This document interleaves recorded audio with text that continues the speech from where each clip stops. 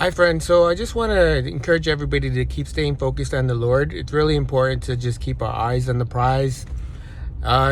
What's been happening, like in my case, I've had a lot of spiritual battles where I can see them from far away, and sometimes I don't realize it in the moment. That even if it's a physical, something like I got sick last week, really bad. I knew it was a spiritual sickness because I wasn't even around anybody sick, but it knocked me out for a week. All right. And then got let go from my job over something that wasn't even like, it was so petty. But for some reason it happened, and I'm in a better place right now. All right. And then it was another thing, another family problem that happened all at the same time. And I'm thinking like, man, there's so many things that could make me discouraged, make me think, well, God, what's going on here? I'm trying to do what's right. I'm trying to follow the Sabbath. I'm trying to, just do right with God. And then you get punished. It seemed like you get punished for it, but it's my mentality. I'm like, I know it's the devil. The devil wants me to blame God for everything that goes wrong in my life, but it's the devil's fault. All right. So when you lose focus, you can easily, it's human nature to just start to complain. All right. And express these complainings out loud to the public. Remember what God did to the murmurers in the wilderness. God doesn't like complainers. So I'm explaining this because I'm telling you that it's natural. We all go through it. We all have it. And sometimes you need to vent. We get it. That's like, but if your spirit is always venting and there is no like encouraging part to it, and then be happiness part to it, rejoiceful, the praise, the glory, the love, your demeanor in general has to predominantly be the fruitage of the spirit: love, joy, peace. We get the flesh, that comes easily to us because we can easily be of the flesh. That's not a problem. Problem is, hey, can you be of the spirit when things are down, when things don't look good? And that's kind of like why it's important to stay focused and to just be aware of what's happening. I had a dream the other day too, where in the dream, that was the topic. That's kind of like why I'm bringing this up. It had to do with losing focus. And the second you lose focus, man, you can miss the plane. It was a plane trip where I almost missed the flight because it was a lot of things that was happening. I fell off a cliff. I landed. I went to another place. I was lost. I found my way. The spirit came, tried to stop me. Bam, got through that. But I'm just saying that dream kind of just made me want to post something to stay focused. So today's October 14th, 2023, right?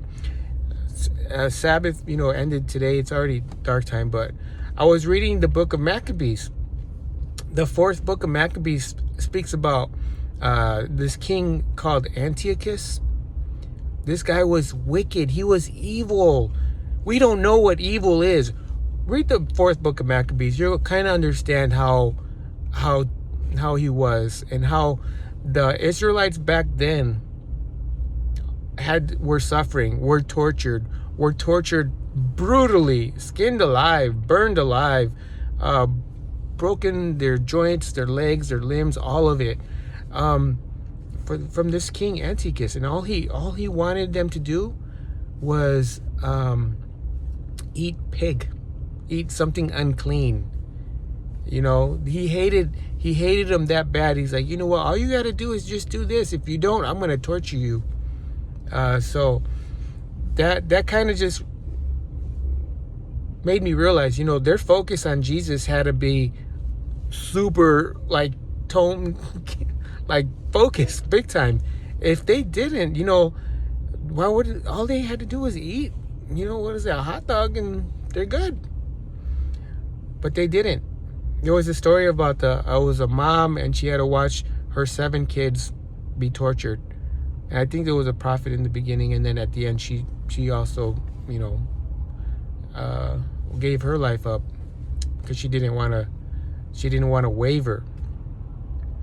And so it's just interesting as time progressed in this world.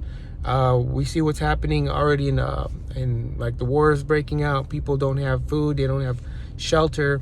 All right, we haven't seen that yet. Now, when you read the third book of Maccabees, you're going to find that book basically describes the tribulation, when people are going to start selling you out. People in your own household will sell you out. It describes to me, I was able to picture the tribulation happening in the third book. So your faith in, like, say for example, family members, because it explains how the king, I don't know if it was the same king, I think it was, where the king said that if anybody was a believer, you had to turn them in, and they would give you $2,000 if you would turn them in. You know, not dollars, but whatever it was, 2,000 drachmas or Dracula, something like that, by turning them in. Plus you would get a crown and you get position in his kingdom by turning in an Israelite, because he hated them.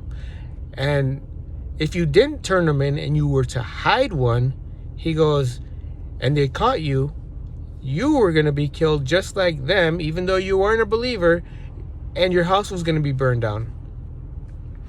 So it was just saying how, like, in a flip of the switch, right when he read that decree and it was read out in public within that 1 hour, that's what was going to happen. And there was a weeping and there was a sorrow that was going throughout the whole land, because I think it was in the era of the Greeks. Antiochus, I think he is Greek, but there was a hatred towards that, and there was a great persecution. So the persecution that the Bible speaks of, remember in the end times, he says that there's going to be a persecution, and this end times is going to be like none ever in history. Once you start reading those book of Maccabees, you're going to see how terrible it was. The Bible says that in the end times, it's going to be no other time like it on earth. It's going to be worse. So if our faith right now is kind of like weak, or if you just think that, oh, I can go to church on Sundays, that's enough, or I can read the Bible, or I can just, wing it. I'm just going to wing it. Ooh. I think we have something else coming to us. It's going to be a rude awakening. So as I strengthen my faith, I'm hoping I'm able to just like reach somebody that's going to catch a clue and realize, man, how strong is your faith? Check out those books. It's kind of like it's just a savage book where it doesn't hide anything. And it's probably one of the reasons why it's taken out of the Bible, because it takes it to another level, and the devil doesn't want us to go to that next level of faith, the next level of giving your life up for the Lord. Are you willing to do that? Do you understand what it takes? It's so impactful when you hear these words from another book. Read it. You're gonna know for yourself. I don't have to say anything else. Once you hear it, do the audiobook here on YouTube, and just take an hour. It took me an hour to listen to one of them. But I just really feel the need to express this, that we are approaching critical times. A lot of brothers are going through them right now, problems, but nothing like it's written back in the day. All right, guys. So just take this as kind of like an encouraging warning. I don't know how else to put it. We can do this. We can do this. You're not alone. I'm not alone. Sometimes I feel like I'm alone, because who else thinks like this? Really? Who else listens to these videos? I don't know. But hopefully, like I said, if one person can be encouraged to just kind of dig deeper, build their faith up, man, that's gold to me. I love it. Put a comment. See, who's out there, who has that mindset right now, who needs to take their faith to the next level. That's who my brother is. That's who my sister is. You know what I mean? Anyways, guys, love you. Keeping it real. And like I say, just leave a comment here if you you feel the same way. All right, thanks.